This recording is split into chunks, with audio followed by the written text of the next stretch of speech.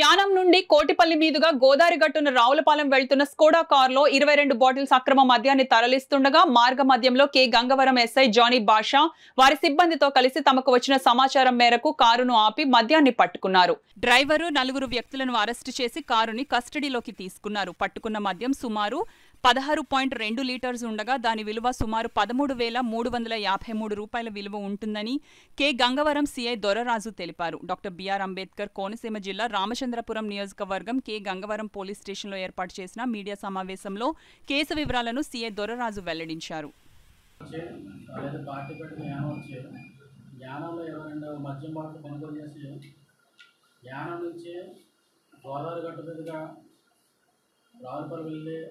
వెళ్దామని ఉద్దేశంతో మనకి అస్కపల్లి అవుట్కట్ శ్వాసాంధ్రం దగ్గర ఎస్ఐ గారికి రావాలని సమాచారం ప్రకారం వాడిని వెహికల్ అనేది ఆపడం జరిగింది.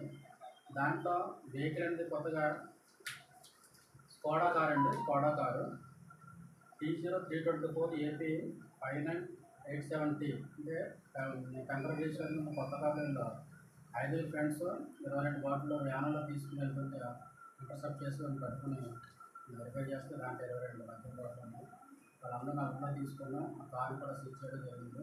అది ఈరోజు కోర్టుకి ప్రొడ్యూస్ చేస్తాం.